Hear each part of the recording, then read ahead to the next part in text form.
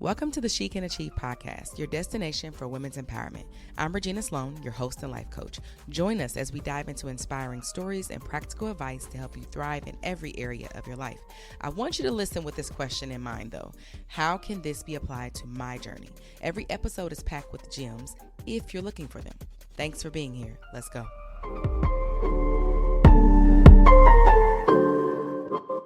How's it going? We are ending 2024. Can you believe it?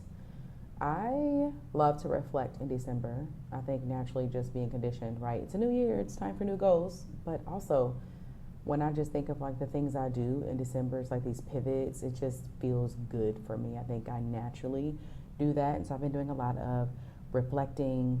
And at the time of this recording, it's December 16th. And I've just been thinking about my year and thinking about what's happening next and saying yes to a lot of things that just feel very icky and but in alignment with what I know I want to be doing. And I just thought I would just hit record and share some things that I wrote down for myself that I think will be very helpful for you as I think about even in the last few months and how the conversations have been navigated towards the new year and different things we want to do and, with myself and my clients and what I see coming up. And I was thinking, okay, I have 10 minutes before I need to go on to the next thing. What can I leave you with to help you as you reflect on 2024 and then decide what you want to do as 25 hits us? I also plug in here too that I'm having a content creation party on Friday, December 20th. You should totally be there. Even if you aren't a business owner and you want to create content or come up with ideas around how you show up at work, right? You maybe want a promotion, maybe you want to up level and do some different things. I mean, this could be for your personal life. It doesn't matter. Let's just come together and help each other and feed off of each other's ideas and those kinds of things. So I'll make sure I leave that sign up link in the show notes, completely free. So I want to see you.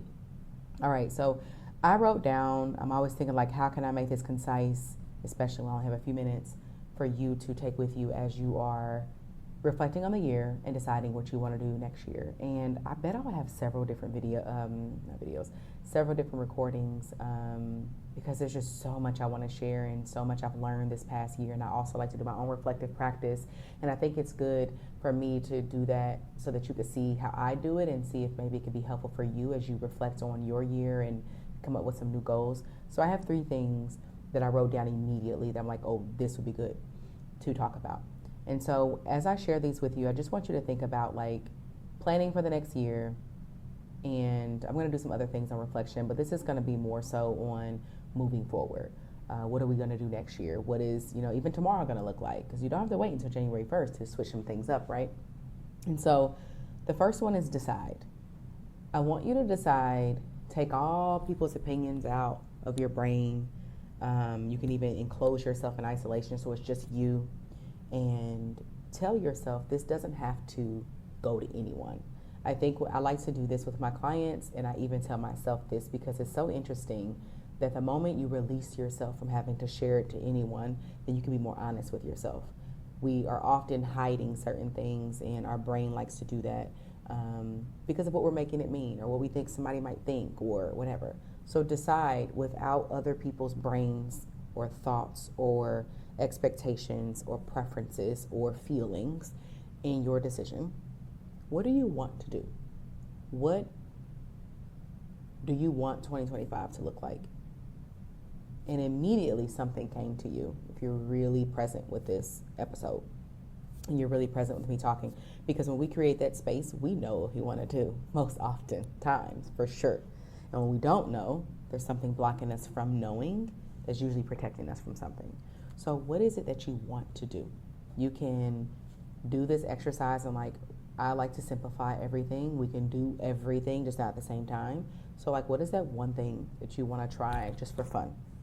If you're a business owner, what's that one thing you want to do differently in your business? Maybe you want to start your business altogether. You want to start that podcast. You want to, one new thing for me this year was very scary, was putting together hosting events where women just come together for no good reason than just to be amazing together. It was very scary.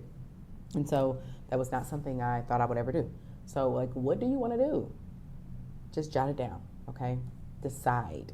Decide that you know this is what you want to do. Do not allow confusion to sneak in and keep you safe, because as long as you're confused, you don't need to make a decision. And so we get to stay in la la land and be comfortable.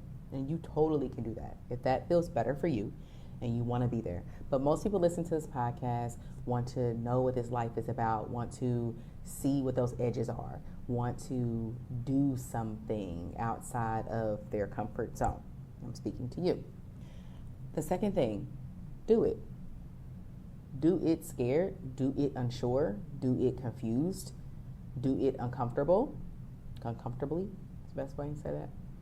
Do it without having any idea about how it's going to turn out, if it's going to flop or not. Do it. What does that mean? Like, okay, I want to do this thing. I've decided.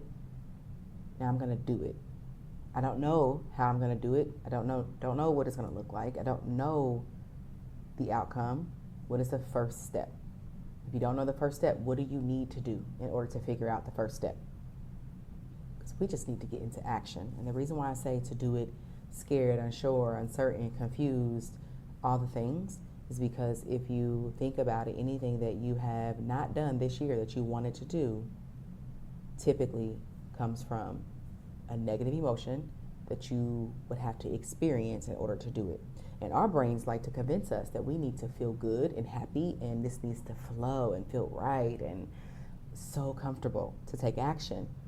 And what's so interesting is the only time that you feel comfortable is when you've done something already. So by definition, when you do something new, you're going to have a certain level of uncomfortability, at least at first. And so that might be your work. How do I embrace discomfort in 25? How do I do the thing through the negative emotions? That's how we create consistency. People who aren't consistent, simply, when we are not consistent, it's simply because we're giving into our emotions. I don't feel like it today, so I don't do it. I'm motivated today, so I'm going to do it. You know what I mean? Like, I'm not sure if this is really right for me, and we feel confused, and I don't do it. So there's inconsistency. So decide what you want to do it, no matter how you're feeling, and just figure it out as you go. This life can be fun. Fuck it, we have no idea what we're doing. Don't know what's going to happen. Don't know when my last breath is, but I'm here to make the most of the time I have. And then the third and last thing I'll leave you with is detach. See how I did those D's? I want this to stick with you. Decide, do it. Third one, detached. Detach from what you make the outcome mean about you, about your success, about what you can do, about what you can't do, about your worthiness. Like, if you think about it, let's say we have this big idea, and we want to go through with it next year, but we're unsure because what if it doesn't work? The it doesn't work part is a neutral thing. You try something, it didn't work. It's neutral. It's not good, it's not bad. It feels horrible when we then attach our thoughts onto that. I suck. I don't know what I'm doing. This isn't for me. I'm not good enough for this. I'm not smart enough. Nobody wants what I have to offer, right? These are the things our brains will sneak in and tell us. Why? Because it wants us to go back to our comfort zone of not showing up. As long as I believe that no one wants what I have to offer, and I'm not good enough to do this thing, and I don't have what it takes, and I don't have what it takes to figure out what it takes, then I can be comfortable and continue the same thing. Now, if what you're doing, you're comfortable with and you love it and you don't want to expand and you don't want to do anything different, amazing. But if you're holding back because of, well, what if? What if it doesn't work out? What if that person hates me? What if I lose that relationship? What if I'm alone? What if I embarrass myself? Like, all these things, if that's what's holding you back, there is an opportunity to create safety within your body to handle those emotions, to have your own back no matter what. That was the last episode, right? Having your own back is so important, no matter what happens. I tried something, I failed, I did horrible, and I still love me. I'm still going to see what this life is about. That is not close-up shop time for me. So decide what you're going to do. Be so honest with yourself. Do it no matter what, how you feel. Create space to feel those negative emotions and take action anyway. And detach from the outcome, whether it's good, right? Even if it's good, oh, I'm a great person now because I accomplished that. right? Or whether it's bad, it didn't work how you wanted it, I suck. There is a space where you can decide, I'm an amazing person no matter what. Like, I detach from the things I do, meaning anything better or worse about me. I'm just a human here, doing my thing, figuring it out, just like the rest of you. And so when we do that last step of detaching the outcomes of things to meaning something about us as human beings and our world and, just who we are, then we are more likely to take action. We're more likely to take all kinds of different actions, because what holds us back is, I might be judged. I might not realize, the thing that I set for myself. I might not see that through. Okay, if you don't see it through, then what? Like, when we take that deeper, everything you are most afraid of, you take it just a layer deeper. Like, okay, what does that mean about you? What do you make that mean? That I'm not good enough, and I don't know what I'm doing, and I'm not supposed to be here, and I don't have anything to contribute, and nobody really wants to hear from me. Like, all these things, that's what we're most afraid of. But if you decide that it means nothing, that none of that means any of that, it just means you decided you want to do something, you tried it, and it didn't work yet. And I've talked about my evaluation process here. Just because something doesn't work doesn't mean it won't work, right? And we evaluate, right? And we go back at it, and go back at it, and go back at it. Like, anybody that's successful, Oprah, Jeff Bezos, hell, whoever, Elon Musk, whatever his name is, all the people, right? People who run Uber, Amazon, like all the things, right?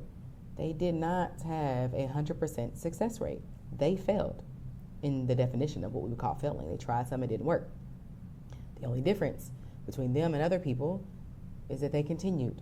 They kept going. So there's a level of perseverance we must have, and I have grown to believe for myself and for my clients that the less we make failure mean about us, the more failure we're open to experiencing. That's what I'm going to leave you with today. I'd love to hear from you. Let me know what's happening for you in 25, y'all. Like, what's going on? I'm going to be having a virtual vision board party. I've done that every year. That was actually my first launch of this podcast. So I think this will be the third year of that, maybe. And so we're doing it again. It'll be in January sometime. It'll be on here. And I'd love to see you there. And if you're free Friday at 7 p.m. Eastern, sign up. The link is in the show notes here. And I want you to just think about that. Decide what 25 is going to look like for you. When you decide to do it, you decide, let me back up. You decide what you want to do. You then go and do it, regardless of how you feel. And you detach the outcome from meaning anything about you. Have a blessed day. I'll see you guys later. Hey girl, thanks for tuning in. If you love this and you want to take this work deeper, definitely reach out to me and let's schedule your free 1-hour consult. We will dive deep into everything you have going on, where you are, where you want to be, and clearly how I can help you get there. Super simple, no obligation, only space for deep transformation. I would love to hear from you. I'll leave my email in the show notes and also links where you can connect with me on social. Be blessed, and I'll talk to you next time. Bye.